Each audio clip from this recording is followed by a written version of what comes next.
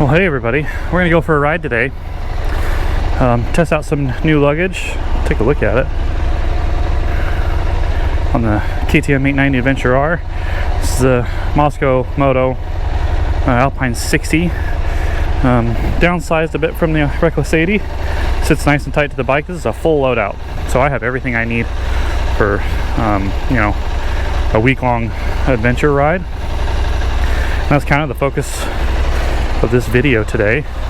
We're going to talk about the long-range capability of the KTM 890 Adventure R, specifically the R model, because I think it gets kind of a bad rap as not being a very good touring bike, and it does have its compromises, right? Like, it does give up some comforts, but today we're going to do roughly 300 miles, 350 miles of road, and I'll give you my thoughts. I've had this bike going on 3 years now. I bought it brand new in 2023. In fact, it was one of the first models that Utah actually got.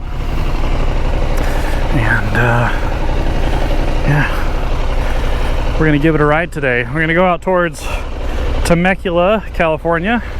Gonna leave my place here in Carlsbad.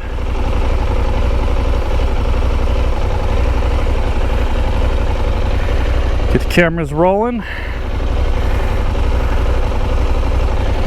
Yeah, got a full tank.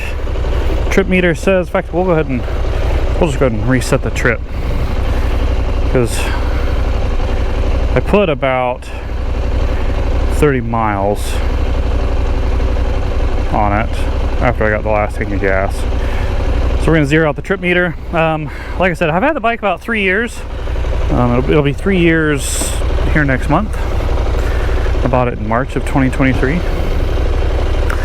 Put 4,291 miles on it, and so I've had the bike for a while. And I'm going to share my thoughts. This really isn't like a formal review, because there's a zillion of them out there, and that's not really the focus of this channel, at least not at the moment. Maybe it will be one day, but for now we're just going to ride it. I've got pretty much all day. I'd like to be back before dark. So, like I said, the 890 Adventure R, specifically the R model, kind of gets a bad rap for being a little too much for long distance rides, long distance touring, adventure touring, if you will. And I mean, there's no doubt. I mean, it definitely has some compromises. It definitely gives up in certain areas. It definitely gives up some comforts, but it's certainly a capable long distance tour. So we're gonna do that. I've ridden it off road. There's a zillion videos of it and what it's capable of off road, and there's zero doubts about its capability in that department. So today we're just going to stick to pavement, because I mean, let's face it, you buy an adventure bike to get to some of these destinations, and sometimes you got to link 300 or 400 miles of road at a time to get to these destinations. And so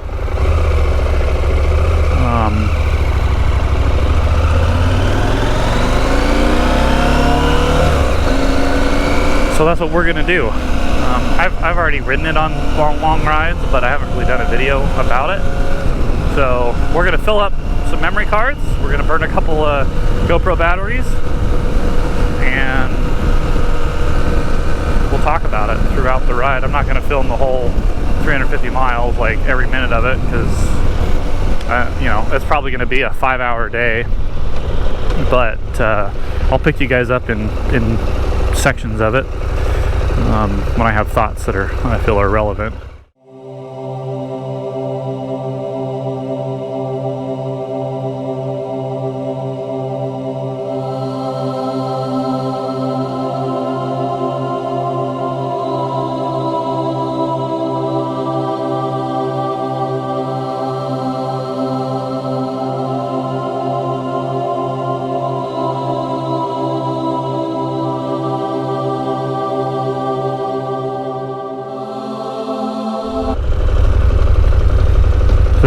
here we are in, I don't know the name of the town. I just saw a sign, but I can't pronounce it. But if you want to go out to Palm Desert and Palm Springs, you hang a left here, apparently. And Warner Springs is straight ahead. That's the direction we are going. So, yeah. Alright. What's that say? Temecula 18, San Diego 76, Warner Springs 20. That is going to be our next stop. Well, I don't know if we'll stop in Warner Springs, but I think that's the next main like town area. So here we are, 56 miles into this ride. About 2 hours in, I think. And feeling good. Yeah, feeling good. I've had a chance to kind of stand up a little bit. Got stuck into some like construction traffic, and that wasn't so great, but you know, that's what it is. But it's really pretty out here. East of Temecula, about 20 miles east of Temecula right now, I think, heading towards Warner Springs and eventually Ocotillo Wells. Let's talk about the bike a little bit. So far, pretty comfy. The wind, like I said earlier, isn't really bothering me. I'm just kind of used to it, but we're getting into some, you know, more twisty roads, not like super twisties, but, you know, mountain roads, some good turns to them. And this is a thing, I think a lot of people assume that the 890 can't do sport riding. Now, before I continue, let me just say, this is not a sport bike. I don't ride it like a sport bike. If I had a sport bike, I wouldn't ride it like a sport bike. That's just not my jam. That's not the aspect of motorcycling I enjoy. But I do enjoy twisty paved roads. They're fun. And I ride them at a pace that I'm comfortable with. It's like I'm going around these turns at 50, you know, 50, 60 miles an hour. And the bike can do it. The bike is so well balanced. Yeah, got a lot of suspension travel, so the front end will dive under braking. That's any adventure bike. The 21-inch front wheel turns in a little slow. That's any adventure bike. 21-inch front wheel.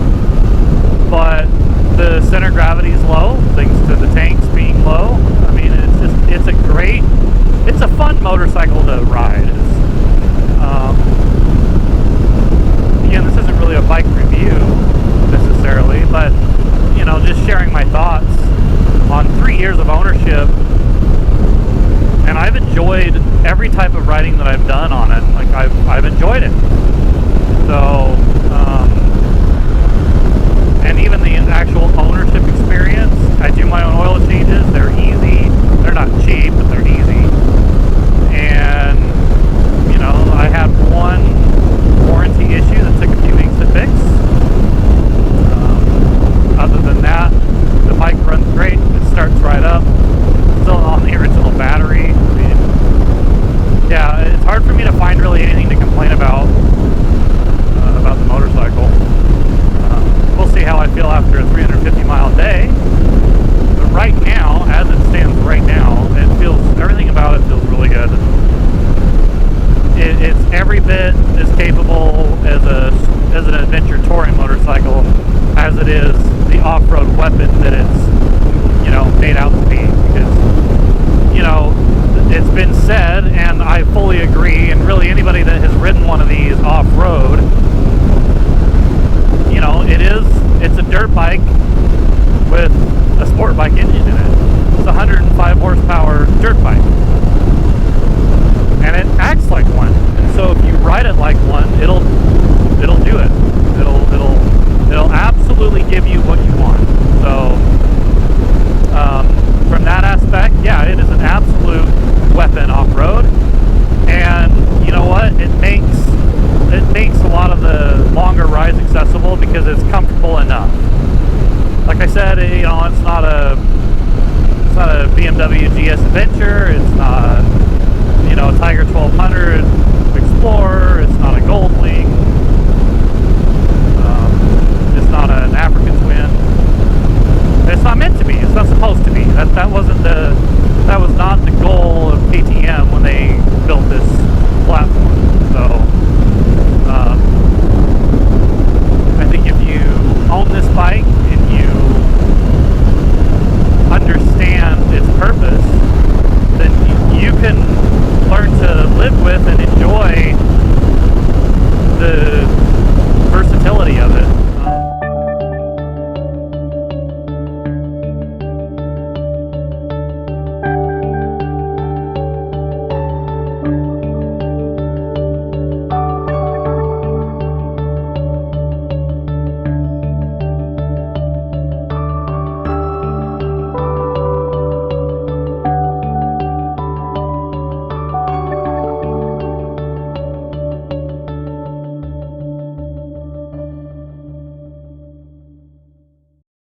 All these cactuses, all these cholla cactuses, I don't know if you guys can see them. I'm trying to slow down a little bit. Nasty little buggers.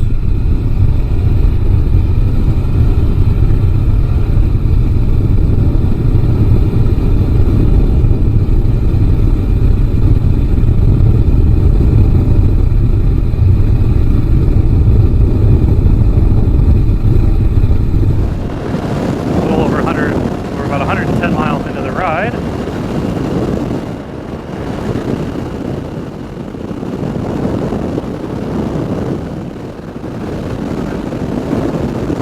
We're on the Borrego State Park. To my left, so to the north, is like on the Borrego Springs, visitor center and whatnot.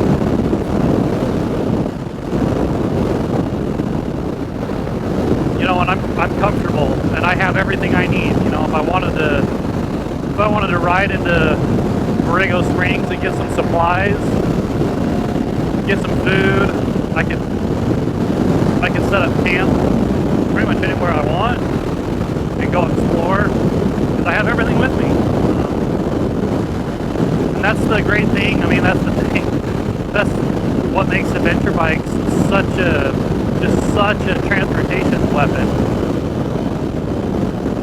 that you can do that. I think it's the greatest category in motorcycling. I really do. Really do.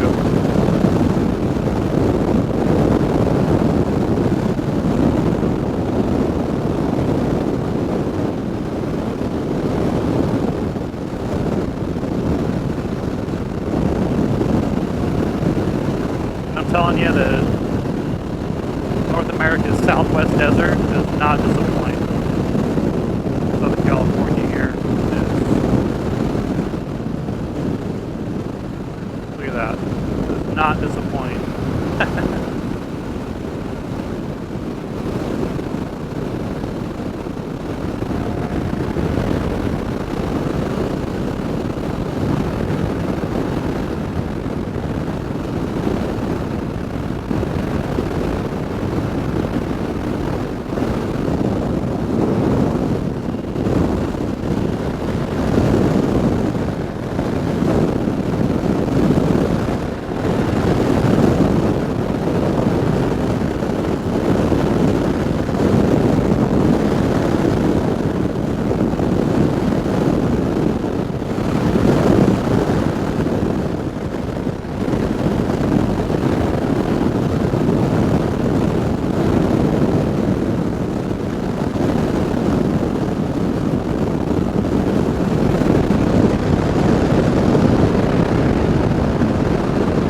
Yep, just a whole bunch of endless nothing.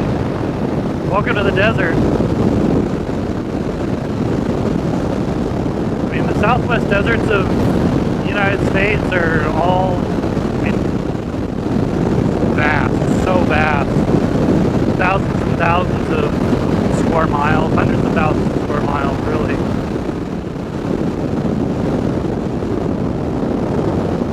I love it.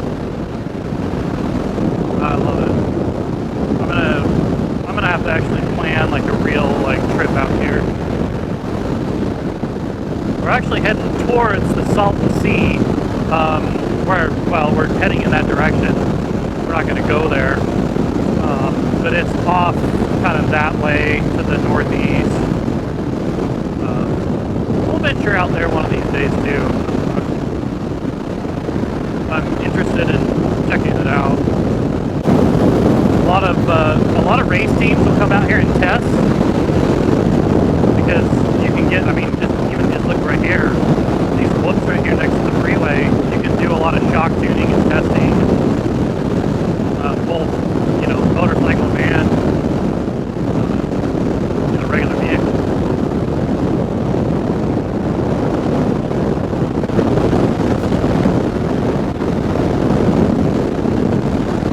Whole place. If you like the desert. Pretty cool place. Look at this guy backpacking. Or bikepacking, I should say. Hell yeah, brother. That's doing it. That's like the whole other level of fucking just legend, man. Like, that's Iron Man for sure.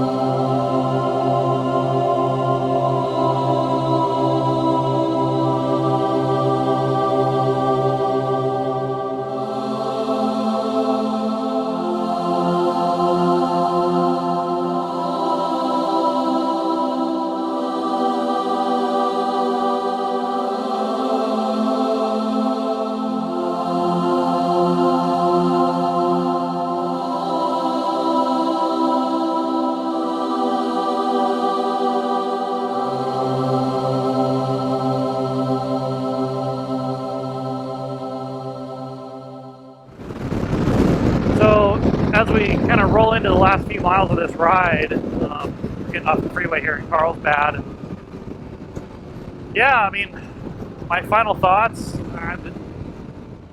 312 miles into this ride, we're going to take this all the way home too. Like, we're going to take this all the way into the driveway, just so you guys can see that I'm not faking it, not making it up.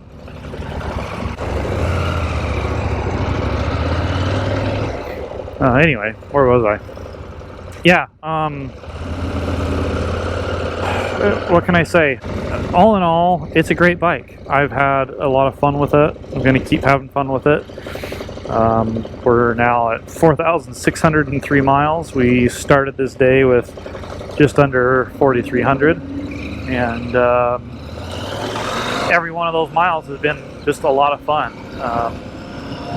You know, I did have that one issue with it back in 2024, but it was resolved quickly and under warranty.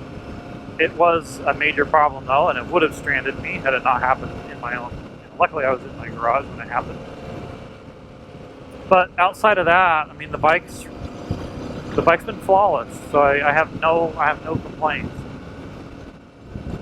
I think in a nutshell, if you are, the best way I could sum this up is the 890 Adventure R is basically a 500 EXC with a bigger engine and some fairing. I mean, in terms of like how much of a monster it is to ride, but then also like its overall comfort, right? Like, I mean, it's a dirt bike. It's a big dirt bike, and if you go into it with that understanding, then you're gonna be happy and you're gonna be excited to ride it. If you go into it thinking that it's gonna be this epic touring machine and you can put down 1,000 miles a day, you know, and put your feet up and not have to ride it, then no, this is not the bike for you. So I guess what I'm trying to say is, it's all a matter of perspective. You know, this bike really is meant to be ridden. You sit on top of it rather than down in it. It's kind of a menace to ride. It likes to go fast. The suspension is a bit harsh if you're not riding it to its potential, but it's never going to be the limiting factor. The rider is always going to be the limiting factor. Even if you don't touch the suspension, you just leave the suspension dead stock and in the factory setting, 99% of the riders are going to be more than happy with it, and you're not going to outride this bike. I'll never outride this bike, and that's why I bought it. But I knew that it was essentially a big dirt bike, and so I've realized that I've had to make some concessions, some compromises, and that's just the way it is. And you know, you suck it up. You just kind of like accept it, suck it up, and you get it done. And that's that. So, not a whole lot else that really needs to be said about it.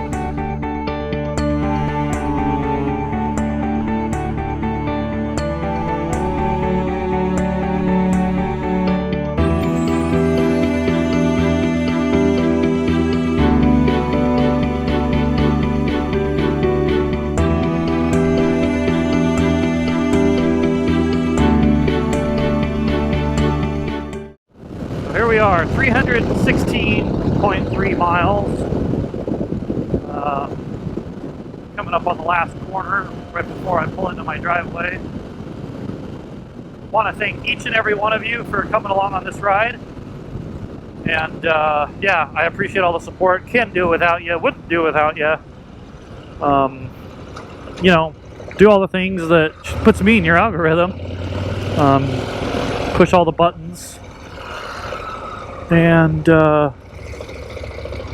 we'll see you next time. And why is my garage open? My garage is open. That's probably not ideal. I wonder if I just left it open all day. It's entirely possible. Okay. 316.7 miles. Ah, feels good.